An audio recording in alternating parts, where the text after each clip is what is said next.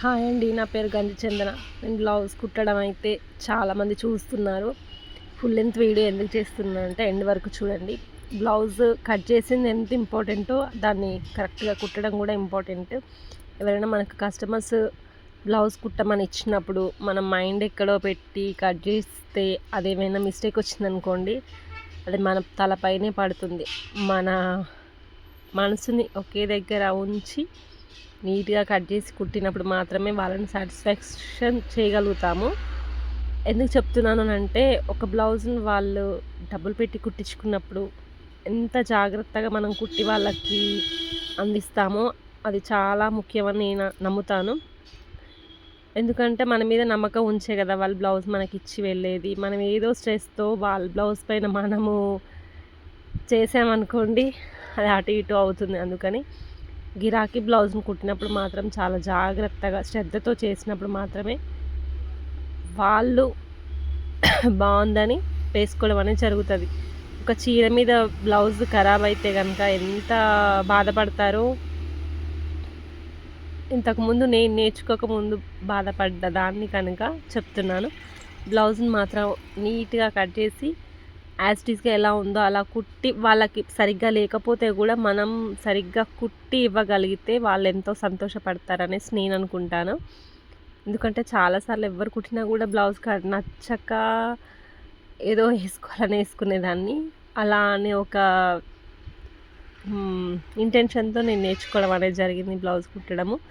అలాగే బాగా వస్తున్నాయనేసి 1, 2 అలా అలా కుట్టుకుంటూ మా అమ్మకి బాగా కుట్టేదాన్ని. తర్వాత నెక్స్ట్ గిరాకీలకి కుడుతూ అలవాటుగా చేసుకొని బ్లౌజులనేది కుట్టడం చేస్తూ ఉంటాను. షాప్‌లో ఎప్పుడు కస్టమర్స్ ఎక్కువగా రారు గదా! ఆ రాని టైంలో టైం వేస్ట్ చేయడం ఎందుకనేసి ఈ బ్లౌజులయితే తీసుకుంటూ ఉంటాను. అర్జెంట్ ఉన్నవైతే ఎక్కువ తీసుకోను. అర్జెంట్ లేకుండా 1 వీక్, 2 డేస్, 3 డేస్ అలా ఇచ్చి వెళ్ళే వాళ్ళవి మాత్రం తీసుకొని బ్లౌజెస్ అయితే కుడుతూ ఉంటాను.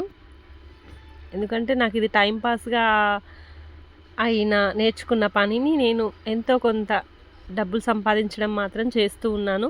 మనం 10,000 పెట్టి మిషన్ కొనుక్కుంటాము.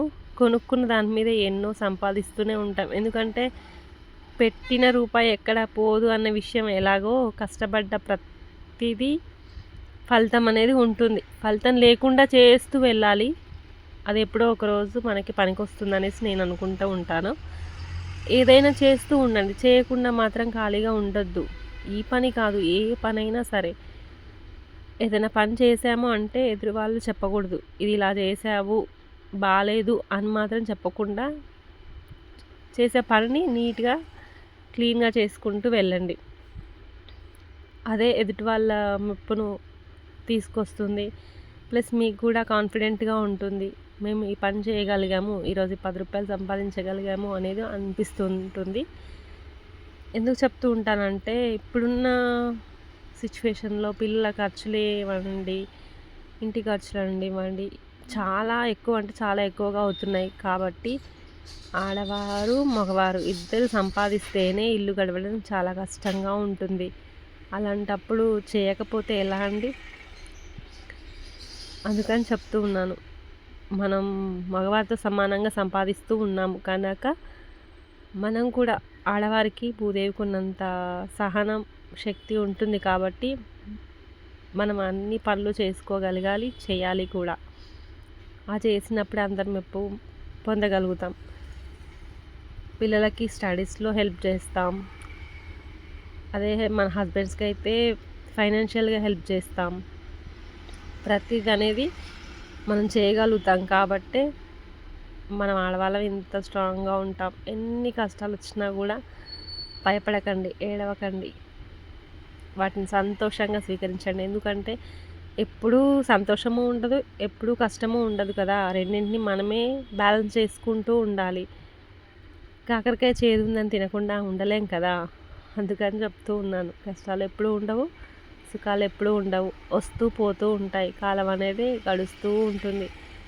కాకపోతే కాలం అన్నింటికి సమాధానం చెప్తుందనేది మాత్రం నేను నమ్ముతాను. ఎందుకంటే నిజమే కదా! కాలం ప్రతిదానికి సమాధానం చెప్తూనే ఉంటుంది. ఈరోజు కష్టం వచ్చింది కదా అని ఇక్కడే ఆగిపోయామనుకోండి, ఏం చేయలేకపోతూ ఉంటాం.